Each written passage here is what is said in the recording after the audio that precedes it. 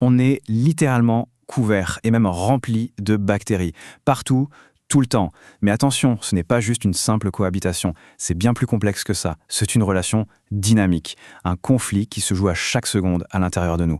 Alors ensemble, on va décortiquer ce rapport fascinant entre notre corps et tous ces micro-organismes. Allez, on plonge dedans. Pour bien se rendre compte de l'échelle, on va commencer par notre tête. Rien que sur notre cuir chevelu, chaque centimètre carré abrite environ 1 million de bactéries. Oui, 1 million. C'est déjà pas mal, hein? Mais attendez, ce n'est qu'un début. Si on regarde ce qui se passe dans nos sécrétions nasales, eh bien ce chiffre est multiplié par 10. On parle de 10 millions de bactéries par gramme. Et le bouquet final, c'est notre salive. Tenez-vous bien, près de 100 millions de bactéries par gramme. C'est donc tout un monde invisible et grouillant qui vit avec nous et en nous. Cette immensité, c'est le point de départ de notre exploration. Alors voilà notre plan de bataille pour aujourd'hui. D'abord, on va faire connaissance avec ces fameux compagnons invisibles. Ensuite, on verra un peu les règles qui régissent leur cohabitation avec nous. Après ça, on étudiera leurs armes d'attaque avant de découvrir bien sûr l'arsenal de défense de notre corps. Et pour finir, on verra l'avantage décisif que la science nous a donné. C'est parti pour la première section. Loin d'être une anomalie, cette relation qu'on a avec les microbes, c'est vraiment un aspect fondamental de la vie. Il faut s'imaginer un peu comme des écosystèmes ambulants qui abritent une biodiversité invisible mais absolument essentielle. Mais attention, toutes les bactéries ne jouent pas dans la même équipe. Pour bien comprendre cette dynamique, il faut d'abord poser les règles du jeu, et puis surtout connaître les différents joueurs, des simples résidents inoffensifs jusqu'aux potentiels envahisseurs. La distinction la plus importante, elle se fait entre deux grandes catégories. D'un côté, on a les bactéries commensales. Pensez à elles comme nos colocataires. Elles vivent sur notre peau, dans nos intestins, bref, elles forment ce qu'on appelle notre flore naturelle. Et de l'autre côté, il y a les bactéries saprophytes.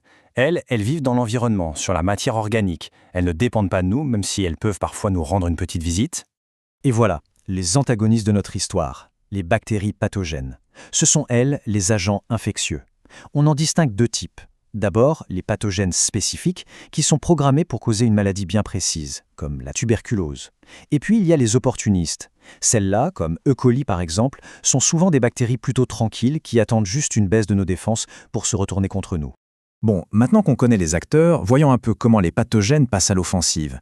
Parce que pour réussir une invasion, elles ne comptent pas sur la chance. Non, elles disposent d'un véritable arsenal de tout un tas de stratégies pour s'infiltrer, se multiplier et nous rendre malades. Ici, il y a un concept clé à comprendre, c'est la virulence. Ce n'est pas juste une question de savoir si une bactérie est dangereuse ou pas. La virulence, c'est une mesure quantitative. Ça mesure la puissance d'un pathogène. En gros, moins il faut de bactéries pour tomber malade, plus on dit que leur virulence est élevée. Alors, comment se déroule une infection? Eh bien, c'est un processus très méthodique, en 4 étapes. Tout commence par l'adhérence. Il faut que les bactéries réussissent à s'agripper à nos cellules. Ensuite vient la colonisation. Elles s'installent et établissent une tête de pont. Après ça, la multiplication. Leur nombre explose. Et pour finir, la dissémination. L'invasion se propage et parfois elles utilisent même des enzymes pour littéralement dissoudre les tissus sur leur passage. Pour attaquer, les bactéries disposent de deux armes chimiques principales. D'abord, les exotoxines. Ce sont des poisons très puissants et très précis, sécrétés par des bactéries vivantes. Imaginez des missiles guidés. Ensuite, il y a les endotoxines. Elles, ce sont des composants de la paroi de certains types de bactéries, qu'on appelle gram-négatifs, et elles sont libérées quand ces bactéries meurent. Elles provoquent une réaction inflammatoire générale comme la fièvre. C'est une sorte de bombe à retardement. Alors la question se pose, face à une telle force de frappe, comment on fait pour ne pas être malade en permanence? Comment notre corps arrive-t-il à se défendre? C'est ce qu'on va voir tout de suite. Allez, explorons maintenant notre propre arsenal, parce que notre corps est tout sauf une victime passive. Il dispose d'un système de défense incroyablement sophistiqué, avec plusieurs lignes de protection qui travaillent sans jamais s'arrêter. Notre toute première ligne de défense, ce sont nos barrières naturelles. Physiquement, notre peau intacte est un vrai rempart. Chimiquement, l'acidité de notre estomac ou les enzymes qu'on a dans nos larmes peuvent détruire les intrus. Et biologiquement, notre propre flore, nos bactéries amies, occupent déjà le terrain et empêchent les mauvaises de s'installer. C'est une défense générale, mais hyper efficace.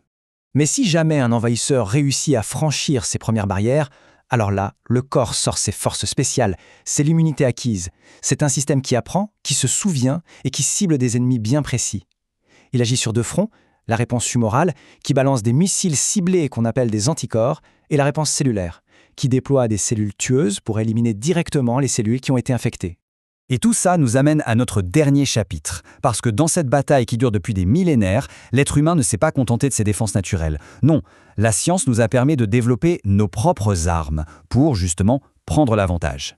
Et notre arme la plus puissante, c'est sans aucun doute la vaccination. Le principe est juste génial, on présente à notre système immunitaire un ennemi qui est affaibli ou juste un morceau de cet ennemi, le corps apprend comme ça à le reconnaître et à le combattre, mais sans jamais tomber malade. C'est le principe derrière des vaccins comme le BCG, qui utilisent des bactéries vivantes atténuées, ou celui contre le tétanos, qui utilise des toxines qui ont été rendues inactives. D'accord, mais si l'infection est déjà là et que le corps a besoin d'aide, et vite. C'est là qu'intervient la sérothérapie. Là, au lieu d'entraîner notre corps à produire des anticorps, on lui en injecte directement une dose massive et spécifique. C'est une protection passive, un renfort immédiat sur le champ de bataille. Au final, cette relation, c'est une danse complexe, un équilibre entre conflit et coexistence qui se joue en nous à chaque instant. La bataille microscopique ne s'arrête jamais. Mais le fait de comprendre ces mécanismes, de comprendre la ruse des bactéries et la puissance de notre immunité, ça nous donne les outils pour faire pencher la balance en notre faveur. Dans cette guerre invisible, la connaissance n'est pas seulement une arme, c'est notre principal système de défense.